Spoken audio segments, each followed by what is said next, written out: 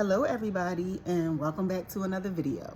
So I wanted to talk to you guys about some autoimmune diseases that I have been dealing with. A little backstory. It started back, it had to be 1980 something, maybe 1990 at the latest, when I was a child. And I used to have pain in my knee.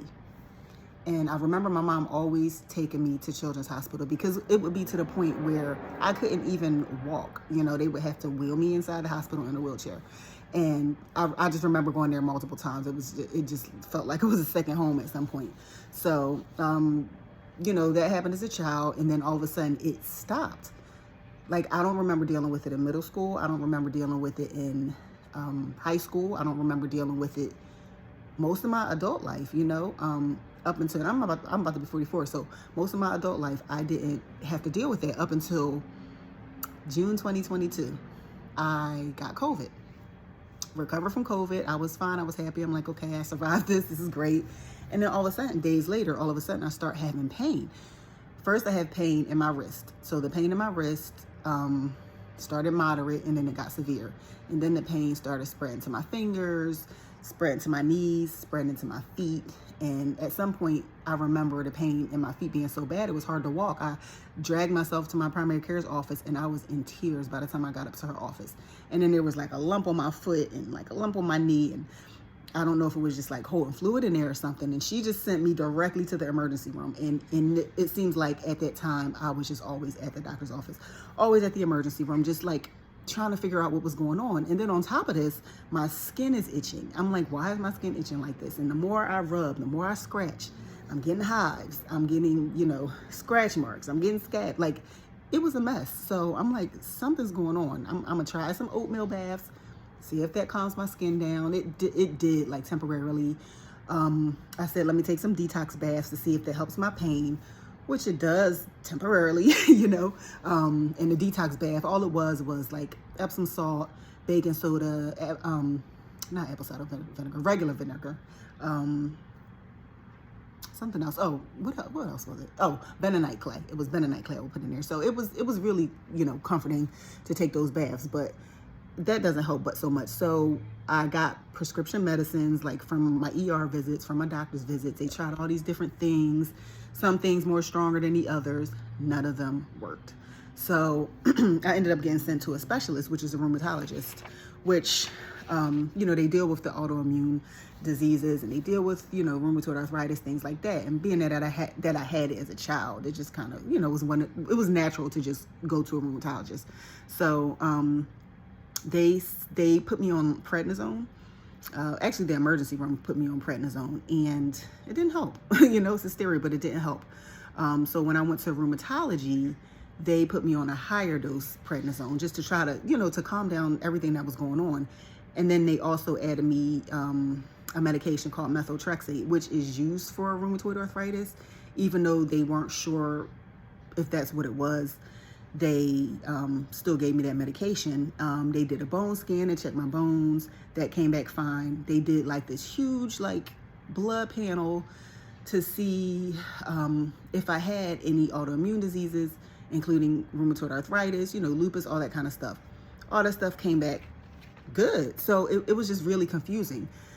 But we kind of just chalked it up to it being some type of like post-COVID, you know, pain, post-COVID arthritis, like just some random like post-COVID fluke, you know. And the medication that they gave me, the prednisone and the methotrexate, they helped. Like, everything stopped, you know. So, you know, I kept taking that until I ended up relocating. So I relocated, and I got a rheumatologist here. And, you know, I was telling her about what was happening, because I wanted to still have a rheumatologist, because I didn't know if this was going to happen again. So I went to the rheumatologist, and she weaned me off of the prednisone and weaned me off of the methotrexate. And I was good. I was good for, I mean, when she just weaned me off, this was a little over a year ago. So this was February 2023. So I was good, right?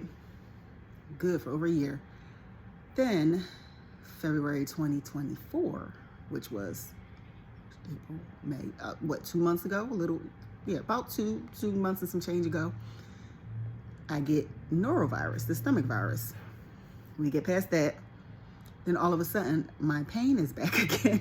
Like, it started the same way, like this little subtle, like, pain in my hands, pain in my wrist thing, followed by pain in my knee, pain in my ankle, same thing, itching, all of that kind of stuff. So I'm like, I go back to the rheumatologist. She's like, what? Like, she just cannot believe it. She was so happy that I recovered from the first time. And for this to be happening again, she couldn't believe it. So she's like, let me do some blood work and check your inflammation markers. So she checks my inflammation markers. I come back for a follow-up. The results are, no, we're not showing any inflammation. I'm just like, how? I hurt. And I'm like, matter of fact, today I hurt even more than last time, So she ended up running another panel of blood work, which was the big panel that I did in Florida that didn't show anything. So she ran that. And in the meantime, while we were waiting for the results for that, she put me on another medication called Plaquenil. In addition to the two things I took before, which was prednisone and methotrexate, she put me on one called Plaquenil. It's really called hydrochloroquine. That's like the generic version, but Plaquenil is what we call it. It's what the main drug is called. So she put me on the Plaquenil while we waited for the blood work results. And I come back for my follow-up, and she's like, okay, we see it. We see the rheumatoid arthritis, because she knew that's what it was. She's like, just by how you're presenting, I can tell that it's, that's what it is, but, it doesn't always come back on blood work, but we're going to do it. So, when I got the results, she says, okay, it is rheumatoid arthritis. We do see that. And she's like, but we also see that this is mixed connective tissue disease. I didn't know what that was, so I did research it, once I got home and all that kind of stuff. And so I have rheumatoid arthritis and mixed connective tissue disease. And I'm on, those medications that she gave me, which that Plaquenil, I lost my appetite.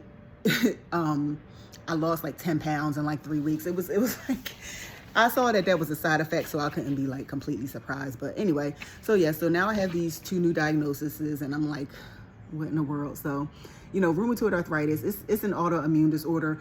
Your immune system like attacks, it attacks like the bad, it's supposed to attack the bad things when you have infections and all that kind of stuff, but it's attacking the good things too. It's attacking your good tissues. And it's painful. It's really, really painful. Like, I had a C-section. This is more painful than that. I don't remember a C-section feeling as bad as this pain that I feel when I have these flares. So it's very painful, and it can not only affect your skin, it can affect your organs, your blood vessels, and all that kind of stuff. So your joints, everything. It's just very painful. So it's not like an arthritis where, oh, she cracks her knuckles all the time. Oh, she's old and her knees are, no, this is like purely like an autoimmune thing.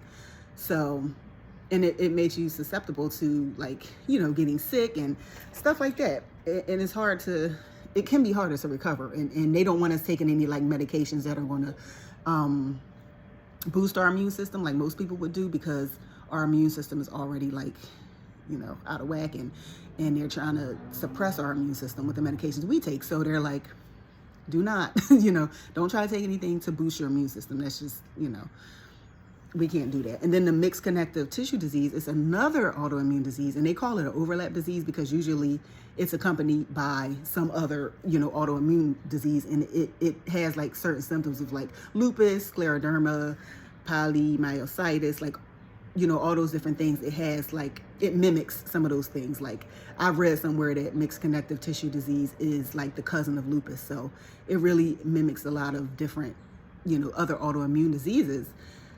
And it hurts,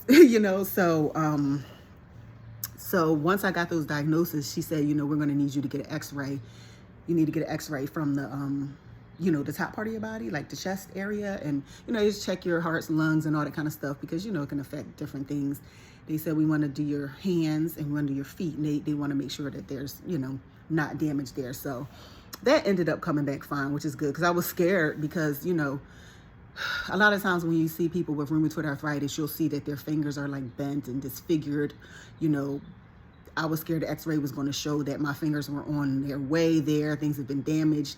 I need surgery. I'm just thinking all this stuff, and it's scary, and it's just crazy when you have a new diagnosis and you just don't know what to expect. So for me, it was good to know that, there was no damage, but my skin was still messing with me. It was still just, itching really bad. So they sent me to dermatology. They gave me some stuff. It didn't work. And in the meantime, it's getting worse. I mean, it's getting worse to the point where I can't sleep. I was like, just nights, like several nights in a row, I just couldn't sleep. And I just started getting delirious. And I'm like, I got to go back and tell them, like, this is getting worse. So I go back and they're like, oh, try this other stuff, but we're also going to refer you to an allergist. So they sent me to the allergist, which was about a week and a half ago. And the allergists think that it might be a reaction to the Plaquenil, possibly, because I was on prednisone before, I was on methotrexate before, and nothing happened. So they think maybe it was a Plaquenil, even though I had already been on Plaquenil for like over a month, closer to 2 months. Still, you know, it's something new and it takes a while to build up in your system. So right now I'm off of the Plaquenil and I'm in pain. My right wrist is in severe pain. But he wants to just calm all this stuff down. Because when I tell you it is bad, like my hands, you probably can't see it. I'll insert some pictures, but my hands are so messed up. I had hives all over the place. My chest for all this stuff, like you can see scars, all this scars, my legs, my entire back. I mean, my skin just got so bad. It was just so itchy and it was just uncontrollable. So now we're at the point in trying to calm this down. I came off of prednisone, you know, the dosage I was on, but now he has me on a dose basically like 4 times as strong as the dose I was on before so that we can calm it down. They got me on these creams. He got me on fexofenadine. And he said, come back in 2 weeks and we will see. He gave me a cortisone shot that day too. But he was like, come back in 2 weeks, which is in a few days. Well, 5 days, which is in 5 days. And he's going to see the progress I've made. I still itch, so that's not really changed. It's not as bad because I'm not itching during the day now. I'm just itching at night. And I'm taking something called hydroxyzine, which is supposed to be an antihistamine, I guess they said it was, and also it helps me sleep, makes you drowsy, so that's good. So we're gonna see what happens when we go back. He wants to add the Plaquenil back, and he's like, if this happens again, then we know for sure that that is why you were having this reaction. And I have to do allergy testing, and then we'll just go from there and see what happens. If it turns out that it is the Plaquenil, then I guess I'll have to talk to rheumatology about going on something else and just hope to get some relief. Because at this point, my right hand is just like, as the day goes on, each day is just more and more useless. By the time it's evening, I can't use my right hand at all. I guess I should be thankful it's not worse, but and that is not happening during the day. But yeah, this is, ever since I came off the Plaquenil, it's been bad. So I will try to keep you guys posted as far as what happens, you know, at the allergist, if I'm so inclined to come back on here and talk about it, you know. Sorry, so I had to hit a button on my phone. There's also some other stuff going on, and this is just as of yesterday, so I'm still trying to process it. But I had gone to my primary care doctor just for a checkup, and she was feeling my neck, and she said my thyroid feels like it has a nodule on it, or it feels like enlarged, which to me, that's scary. Like, I've worked in the medical field. I'm not a doctor or nurse or anything, but like, you know, I've heard these terms thrown around. So for me, it's scary. And I have a family history of cancer. So of course, my brain goes there. So I'm just trying to like keep myself calm because I was upset when she said that. So now I have to get an ultrasound of my thyroid and just pray that it is nothing that is going to set me off and, you know, is not going to just, you know, delay any progress or anything like that. I just want this whole like flare to be over with, because at this point it's been over 2 months and I have a child with a disability, a child that I have to lift, a child that I have to open his medicine bottles, and, you know, just thankful for my support system for being here to help me, you know, with those things, because otherwise I don't know what I would do, you know. So, but I'm glad that you stuck in this far to hear my story. And I will try, I'm not gonna promise, but I will try to come back and give some updates as far as like the allergy stuff and the thyroid thing. And of course, in the midst of all this, I gotta get a mammogram next week and wait for those results too. So it's a lot, it's overwhelming, but I'm strong, I'm sticking in there, and I gotta hang in there for my boy, you know? So make sure you like, share, and subscribe to my channel, and I'll see you guys on the next video. Peace.